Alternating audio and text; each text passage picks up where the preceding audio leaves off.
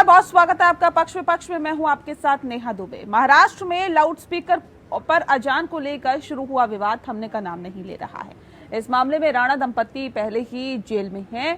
उसके बाद राज ठाकरे को भी पुलिस ने नोटिस दे दिया था। आपको बता दें कि सोमवार को मनसे प्रमुख राज ठाकरे ने ट्वीट कर अपनी पार्टी के कार्यकर्ताओं से अपील की है। मनसे प्रमुख राज ठाकरे ने अपने ट्वीट में पार्टी कार्यकर्ताओं से 3 मई को घोषित महाआरती नहीं करने की अपील की है, ताकि ईद के त्योहार के दौरान कोई सामाजिक तनाव न पैदा हो। राज ठाकरे ने 3 मई तक मस्जिदों के सामने से लाउड स्पीकर हटाने की चेतावनी दी थी। वहीं रविवार को उन्होंने औरंगाबाद में रैली में कहा था कि सभी लोग खुशी से ईद मनाएं, लेकिन वे 4 मई को किसी के नहीं सुनेंगे।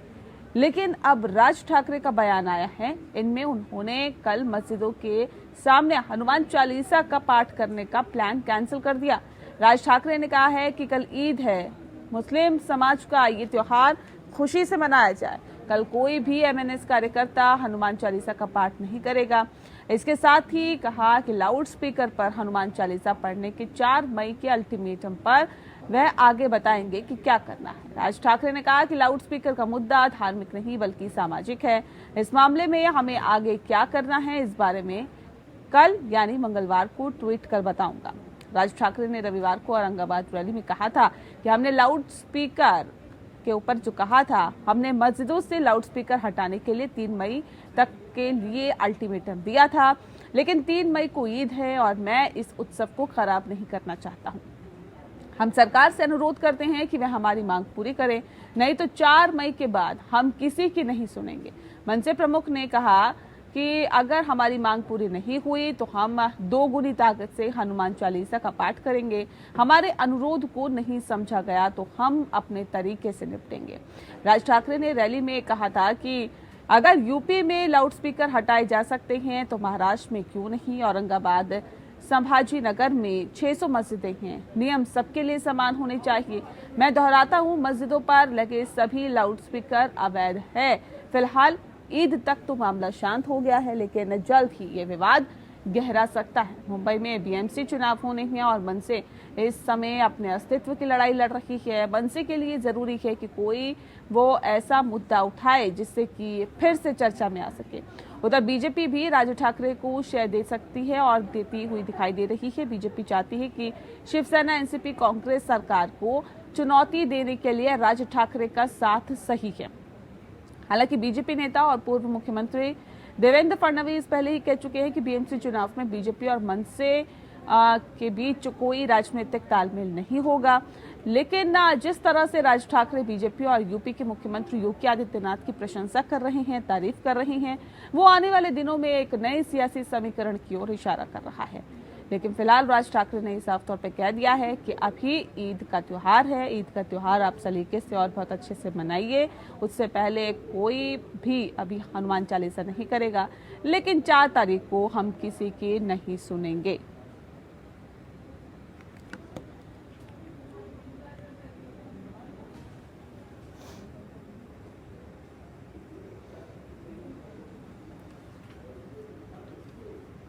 तो महाराष्ट्र में लाउड स्पीकर पर अजान को लेकर शुरू हुआ विवाद थमने का नाम नहीं ले रहा है और इस मामले में राणा दंपत्ति पहले से ही जेल में हैं। उसके बाद अब राज ठाकरे को भी पुलिस ने नोटिस जारी कर दिया था। वहीं सोमवार को मनसे प्रमुख राज ठाकरे ने ट्वीट कर अपनी पार्टी के कार्यकर्ताओं से अपील की है कि वो अभी किसी भी तरह से 3 मई को घोषित महाआरती नहीं करें। इस विषय पे आज हम तफसील से चर्चा करेंगे। खास मेहमान हमारे साथ मौजूद हैं, उनसे आपका परिचय करा देते हैं। इस वक्त हमारे साथ विनोद वाघ जी है, स्पोकपर्सन है भारतीय जनता पार्टी महाराष्ट्र के, बहुत स्वागत है आपका।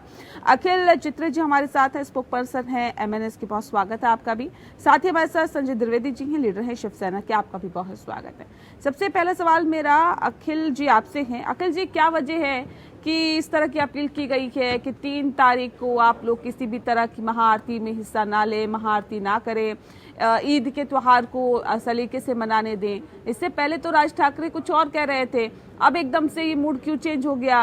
क्यों उनके बातों में पूरा बदलाव आया? आपने अगर सन्माननीय राज साहब ठाकरे की सारी सभाएं सुनी होगी ध्यान से, फिर वो गुड़ी पाड़वा की सभा हो, उसके बाद थाना में हुई सभा हो, या कल औरंगाबाद में हुए। सन्माननीय राज साहब ने एक चीज क्लियर की है कि ये मुद्दा महाराष्ट्र नवनिर्माण सेना के लिए और सन्माननीय राज साहब ठाकरे के लिए ये कोई धार्मिक मुद्दा नहीं है। ये मुद्दा जो है ये एक सामाजिक मुद्दा है, एक सिविल प्रॉब्लम है और इसे एक सिविल प्रॉब्लम और सामाजिक मुद्दा करके ही देखा जाए। लेकिन जो सत्ताधारी यहाँ महाराष्ट्र में बैठे हुए हैं उनको हर चीज में पॉलिटिक्स दिखाई देती है। उनको हर चीज में जात, धर्म, रिलीजन ये सब चीजें दिखाई देती है क्योंकि उनका जो पॉलिटिक्स है वो इसी चीजों के इर्द गिर्द रिवॉल्व होता है। और सन्माननीय राज साहब ने अपने स्पीचेस में ये भी कहा था कि 3 तारीख को ईद है, हमें किसी के भी धर्म का विरोध नहीं है। हाँ। हमारा विरोध सिर्फ लाउड स्पीकर को है, ना उनकी नमाज को हमारा विरोध है, ना उनकी अजान को हमारा विरोध है। और ये रमजान का महीना है और उनकी ईद है तो हमें उनके फेस्टिवल में, उनके धर्म में जो अभी खुशी का माहौल है उसमें किसी भी तरह हमारा विष टाळवायचं नहीं, हमें उसमें उसे पॉइजनिंग नहीं करना है। ऐसे साहब ने क्लियर औरंगाबाद संभाजी नगर के रैली में भी कहा। ठीक है, ठीक है संजय जी, अब सवाल इस बात को लेकर है। ठीक है सर, ठीक है संजय जी, ये कह रहे हैं कि ये धार्मिक मुद्दा है, इसे राजनीतिक बनाने की क्यों कोशिश की जा रही है आप लोगों की तरफ से? नेहा जी, हमें लगता है जो है सबसे ज्यादा ज्ञानी जो है, ज्ञानी पुरुष जो है, ज्ञान जिससे सबसे ज्यादा ज्ञान जो है वो मंदिर के पास आ गया। माननीय राज ठाकरे जी अभी तक हाशिए पे थे, एक भी विधायक नहीं है, एक भी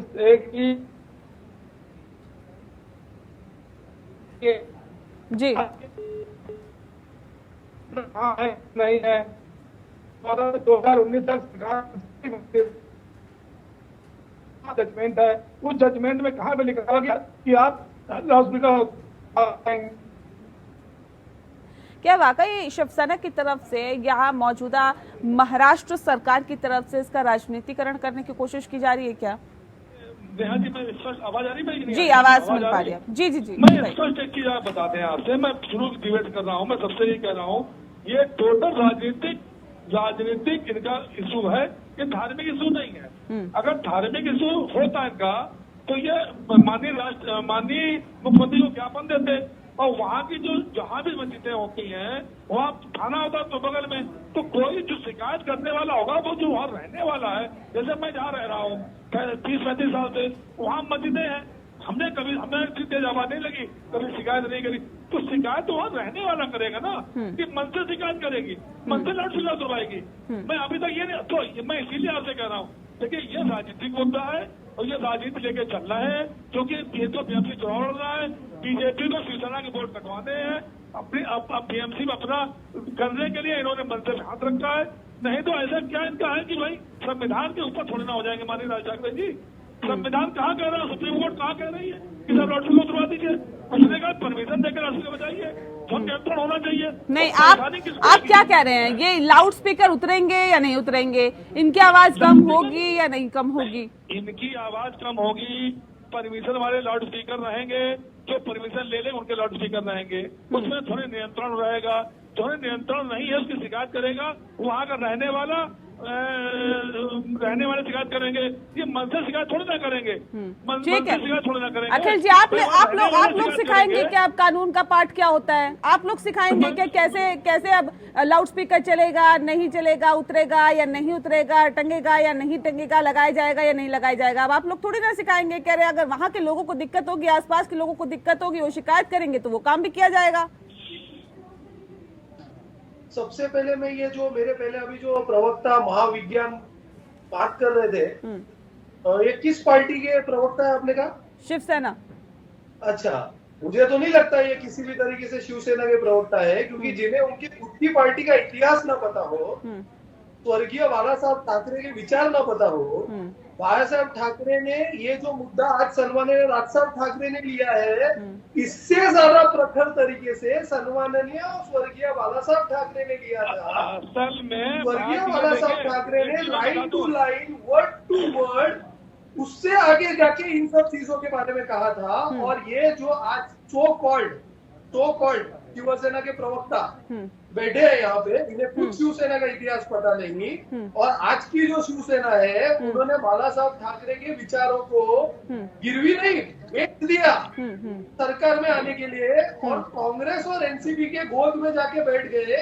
जिस कांग्रेस और एनसीपी के बारे में बाला साहब ठाकरे ने ये कहा था कि जिस दिन मेरी शिवसेना कांग्रेस के साथ हाथ मिलाएगी उस दिन मैं खुद शिवसेना इस पार्टी को ताला लगा दूंगा। पर इन लोगों ने ठीक है, क्या विचार बदल गए हैं क्या? अरे सुन लीजिए पहले, और ऐसे प्रवक्ता जिनको शिवसेना का इतिहास ही पता नहीं, उनको मैं क्या जवाब दूं? इनको चुप रही, मैं बात से पूछना चाहता हूँ, माननीय राज ठाकरे को शिवसेना क्यों निकाला गया? आप इतिहास बाला साहब ठाकरे ने राज साहब को शिवसेना से निकाला नहीं, आपका नॉलेज दुरुस्त कर दिया गया है। राज साहब ने शिवसेना, हम सब ने शिवसेना। ठीक है, एक एक करके बोलिए सर, एक एक करके, एक सेकंड अखिल जी, एक सेकंड धीरे, एक एक करके बोलिए सर प्लीज, इस तरह से मत करिए। संजय जी को बोलने दीजिए, फिर मैं आपको मौका देती हूँ। हैंड रेज करिए, ऐसे नहीं, ऐसे मत करिए प्लीज, हैंड रेज करिए, मैं मौका देती हूँ। चुप रहिए, इनको मालूम कम करिए, बोलते नहीं। ठीक है अखिल जी ठीक। मैं कह रहा हूँ कि बाला साहब ठाकरे, राज ठाकरे क्यों निकाला, इतिहास पढ़िए पहले। फिर वो बकवास मत कर रहे, राज साहब को निकाला नहीं, हमने पार्टी छोड़ी। अब तो सर मुद्दे पे आइए ना, मैं नहीं पूछ रही हूँ आप लोगों से किसको कब कैसे निकाला। संजय जी इतिहास मत बताइए सर, इतिहास सबको पता है और आपको भी पता होगा इतिहास। प्लीज एक सेकंड रुक जाइए, नहीं भरती है मुद्दे पे रहिए, क्यों मुझे बता रहे हैं, मैं इतिहास नहीं जानता हूँ। मुद्दे पे रहिए सर, मुझे किसी का ज्ञान नहीं परखना। एक सेकंड रुक जाइए। बाला साहब ना मालूम तो मुझे बताऊं, मैं तुमको राज ठाकरे बाला साहब ने क्यों निकाला, ना पता तो मुझे बताओ। निकाल दिया है। संजय जी अखिल जी इस तरह से करेंगे मुझे आवाज बंद करवानी पड़ेगी। मुद्दे पे रहिए, लाउड स्पीकर पे बात कर रहे हैं, लाउड स्पीकर पे करिए। राज ठाकरे को क्यों और कैसे कब निकाला गया था, इस पे भी एक दिन डिबेट रख लेंगे, बातचीत कर लेंगे। अभी मुद्दे पे रहिए। अब सवाल इस बात को लेकर है कि लाउड स्पीकर पर जो ये विवाद हो रहा है सर, अगर शरद पवार ये कहते हैं कि देखिए अगर राज ठाकरे इस बात को कह रहे हैं कि वो हंगामा करेंगे या फिर हनुमान चालीसा का पाठ पढ़ेंगे या फिर हम देखेंगे कि हमें आगे क्या करना है, इन मामलों को गंभीरता से लेना चाहिए। वीर सावरकर की मूर्ति अगर लगती है तो उस पर विवाद होता है। सर महाराष्ट्र में शिवसेना की सरकार है गठबंधन के साथ, वीर सावरकर की मूर्ति लगती है, उस पर विवाद हो जाता है। अब सवाल तो ऐसे में उठेंगे ना कि क्या विचारधारा के साथ समझौता किया जा रहा है, क्या एक मजबूरी की सरकार चल रही है क्या संजय जी? क्या नहीं, क्या मैं कोई समझौते वाली बात हो रही क्या? सुप्रीम कोर्ट क्या आदेश दिया है? क्या सुप्रीम कोर्ट से बड़े हैं दुनिया सब राज ठाकरे? सुप्रीम कोर्ट जो आदेश दिया है, क्या आदेश दिया है? उन्होंने पढ़ा नहीं क्या? और 17 साल बाद वो क्यों याद आई?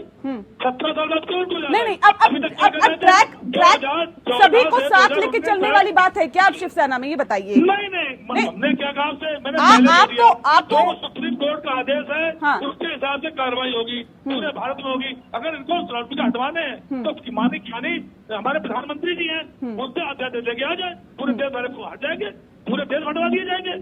महाराष्ट्र क्यों बात करें हटाने की? जहाँ भी इनलीगल लगे हैं वो हटेंगे, और बाकी जो पूरे हटवाने अगर है मंदिरों से, मस्जिदों से, 9 दुर्गा नहीं बजेंगे, गणेश चतुर्थी तो अध्यादेश लेके आ जाए। माननीय मनोज ठाकरे जी, ठीक है विनोद जी आप लोग भी बड़े पुरजोर तरीके से इस मुद्दे को उठा रहे थे, कह रहे थे जी लाउड स्पीकर को हटा देना चाहिए, आवाज को धीमी कर देनी चाहिए, उत्तर प्रदेश में ऐसा हो गया, महाराष्ट्र में भी ऐसा करना चाहिए। लेकिन अभी राज ठाकरे ने तो ये कहा है कि देखिए ईद का त्योहार है, सलीके से मनाने दीजिए, हम किसी के त्योहार में खलल डालना नहीं चाहते हैं और उसके बाद देखा जाएगा क्या करना है, वो ट्विटर हैंडल पे बताएंगे कि उनको क्या करना है। विनोद जी अब सवाल इस बात को लेकर है, क्या आप लोगों का भी ये स्टैंड है, आप लोग भी यही कहते हैं क्या? क्योंकि आप लोग भी राज ठाकरे के साथ ही कहीं ना कहीं सुर में सुर मिलाते हुए दिखाई दे रहे थे। विनोद जी चलिए अखिल जी आपका रुख कर लेते हैं। अखिल जी क्योंकि भारतीय जनता पार्टी तो ये साफ तौर पे कह चुकी है, देखिए बीएमसी चुनाव में किसी भी तरह का गठबंधन अभी एमएनएस के साथ नहीं होगा, तो क्या ख्याली पुलाव पका रही है क्या एमएनएस? बड़ा लंबा सोच के चल रही है क्या? उत्तर प्रदेश के सीएम की तारीफ करना, वहां पर किस तरह से कानून व्यवस्था है उसकी तारीफ करना राज ठाकरे की तरफ से।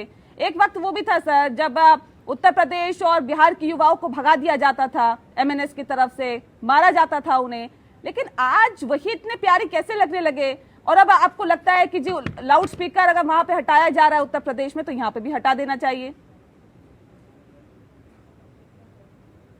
अखिल जी, चलिए संजय जी अपनी बात रखिए। मैं यहाँ की एक बात इनसे कहना चाहता हूँ, अभी तक माननीय योगी जी को गंजा कहते थे, पता नहीं क्या क्या शब्दों से इस्तेमाल करते थे, हम लोग इस्तेमाल नहीं कर सकते हैं, और इसके प्रधानमंत्री जी की बुराई करते थे, तो एकदम से ये प्रेम कहाँ से जाग गया? देखिए मैं इसकी बता दूं आपको, चिराग पासवान जी ने बिहार चुनाव में बीजेपी के हनुमान बनकर साथ दिया, उसके बाद हनुमान जी बेचारे गायब हो गए, हनुमान जी गायब हो गए, चाचा जी वगैरह मंत्री बने, केंद्रीय मंत्री बन गए। तो भैया ये बीजेपी है, ये बीजेपी है एमएलए वालों, इनके चक्कर में राज ठाकरे की चेतावनी को गंभीरता से ले रही है कि शिवसेना? क्यों? हम तो सुप्रीम कोर्ट की जो आदेश है उसको गंभीरता से ले रहे हैं। राज ठाकरे कौन होते हैं भाई? कौन है राज ठाकरे? क्या है राज ठाकरे भाई? क्या है? एक राजनीतिक दल चला है क्या है भाई? वो कितने बड़े आदमी है भाई? जिनको महाराष्ट्र में माननीय भारत, क्या लग रहा है आप लोगों को? ठीक है संजय जी, उसका क्या मतलब है भाई? क्यों लग रहा है? ठीक है, सुनिए ना, सुनिए आप सवाल सुनिए। क्या वजह है कि राज ठाकरे इस तरह की बातें एक बार फिर से बोलने लगे, एकदम से इस तरह के कहीं ना कहीं सुर्खियों में आने लगी? क्या वजह इसके पीछे आप लोगों को लगती है?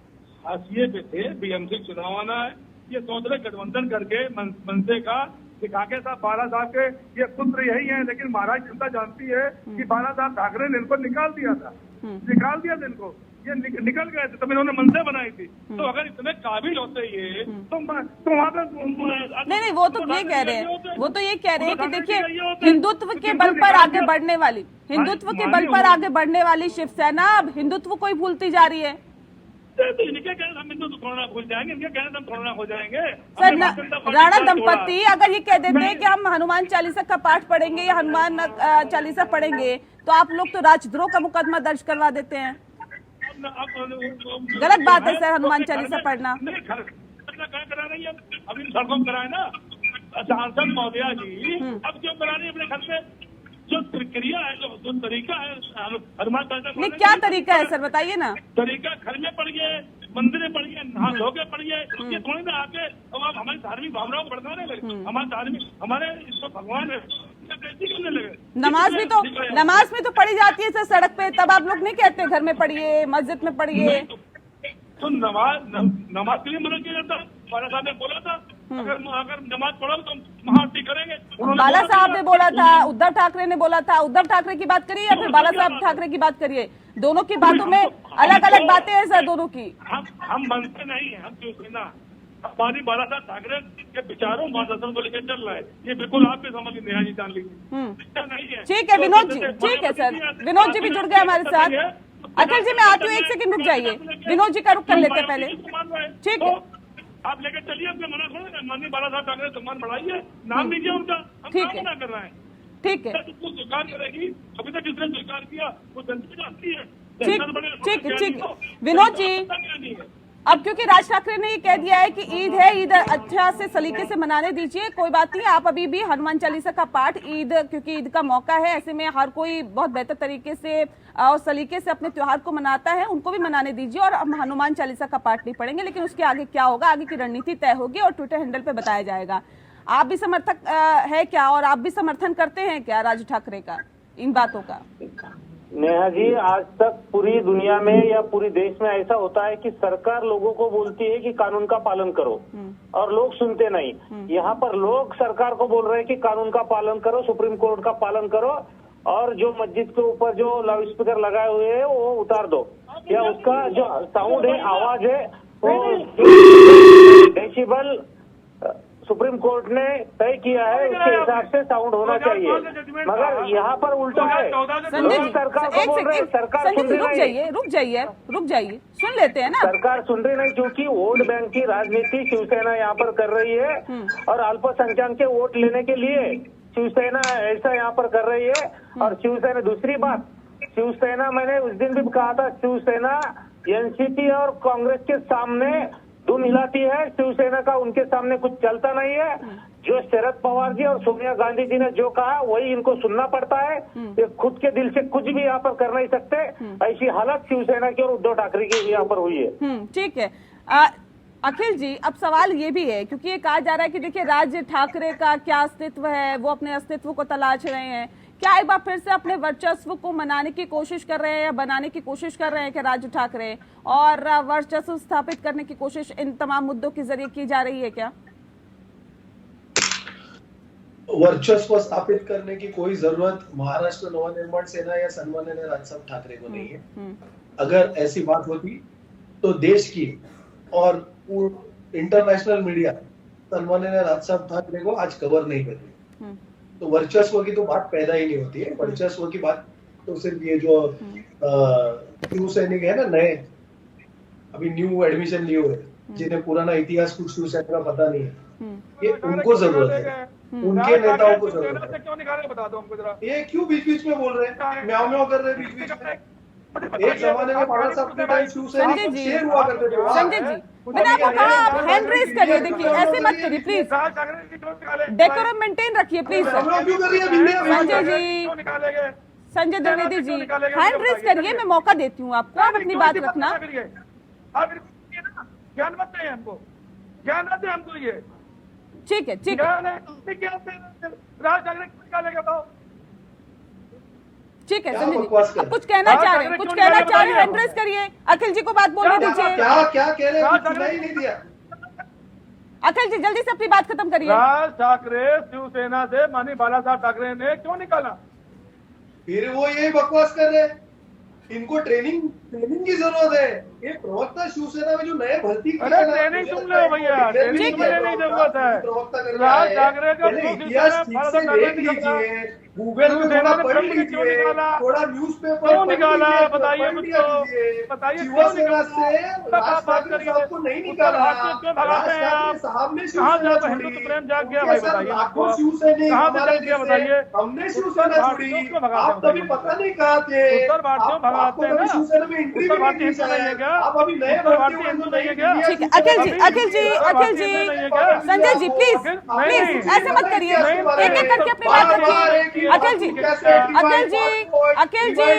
आवाज बंद करवा दें आपकी। सरकार में हो, अखिल जी, संजय जी प्लीज इस तरह से नहीं।